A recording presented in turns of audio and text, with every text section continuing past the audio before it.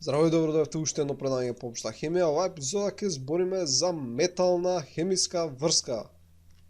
Значи, до сега нели зборевме за јонска и за ковалентна хемиска врска. Сега ќе спомнеме малце за метална, која ќе опфатиме во кратки граници, бидејќи нема понатаму многу да се спомнува.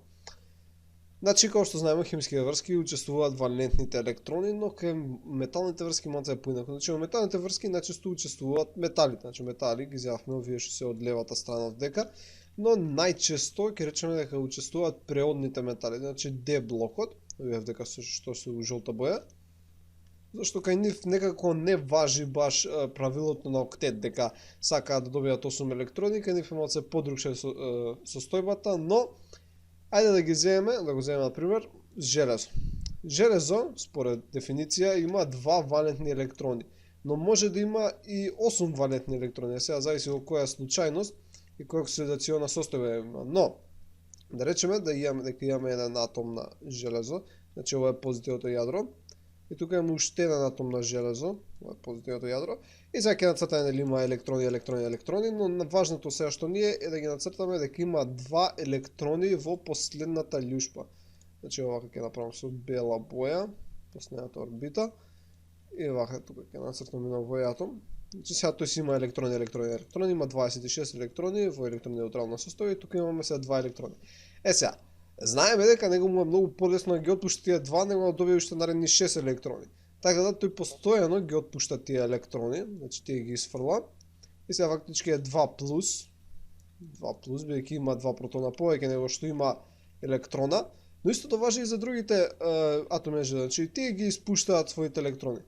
Но по случајност може некој електроното вој атом, така, овој електрон сега тука што го испуштиме, случајно да заврши кај првиот атом. И сега да дојде кај него орбита, ама чим дојде кај него, он пак го испушта и тој циклус постојано се повторува. Значи, постојано електроните од едниот атом идат кај другиот и од другиот кај другиот и насекаде се расфрлани. Тие последните 2 електрона што им се во надворешната љушпа. Така да можеме да рачунаме дека не се ни кај едниот ни кај другиот, бидејќи не се ни кај едниот кај другиот, сите едноставно се катиони, односно позитивни атоми, и сека е расфрлани измеѓу нив. Значи не припаѓаат на никој, односно припаѓаат на секој. Добро, ајде да видиме што ова сега значи. Значи, ако имаме полно атоми, кои градат некоја си структура на решетка, како што имавме кај јонските врски, значи имаме атоми. Ова се атоми на железо, да речеме. И градиме вака некоја постојана шара, каде што сите овие се позитивни, односно се катиони, бидејќи сите имаат -2 електрона, односно имаат 2 протона повеќе него што имаат електрон, значи имаат 2+.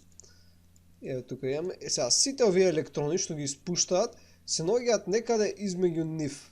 Значи се наоѓаат помеѓу сите овдека атоми. И како се образува метална врска? Значи метална врска всушност претставува електростатското привлекување на овие позитивни катиони со електроните. Значи сите овие, значи има електрони нормално, сите овие позитивни јадра се привлекуваат, позитивни атоми, односно кон сите електрони, кон сите страни и сите се привлекуваат кон нив. И сите електрони фактички се ничеви, ама и сечиви. Значи на секој му припаѓаат, ама и на никој да му припаѓаат. И ова е всушност едно море на слободни дислоцирани електрони. Значи електроните се дислоцирани, не се во атомот, него се во едно море кое се наоѓа помеѓу сите атоми. И електростатско привлекување помеѓу сите овие образува таа метална врска. И е прилично силна врска, знаеме дека сите метали скоро, пред кога ќе земе железо, многу е цврсто железото. Имаат голема спроводливост на топлина, имаат многу лесно спроведување на струја, односно на електричество, бидејќи имаат многу слободни полнежи.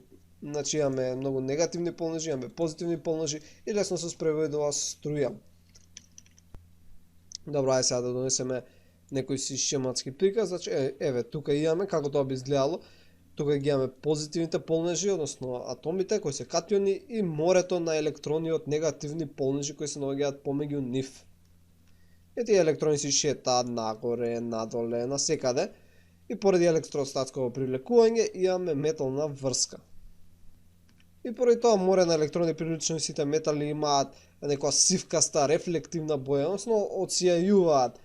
Поради тоа што тие електрони ќе апсорбираат светлина, значи тоа враќаат со истата бранова должина, односно белата светлина и имаат некој одсјај. И овие метални врски кои што помевме се многу силни хемиски врски. Нели железото има многу висока температура на топење.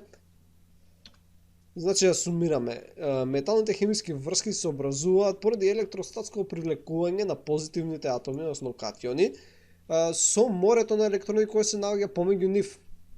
И ова е прилично силна хемиска врска и металите затоа поради тоа имаат голема спроводливост на струја, имаат голема термоспроводливост. Значи лесно спроведуваат топлина.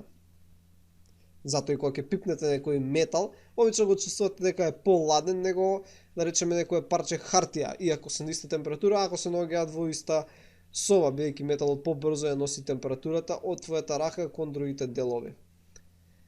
Ви благодарам што гледавте, ако сметате дека научивте нешто ново, стиснете лайк, сабскрајбнете, споделете со пријатели, ќе се видиме во наредната епизода и како секогаш останете љубопитни. Поздрав!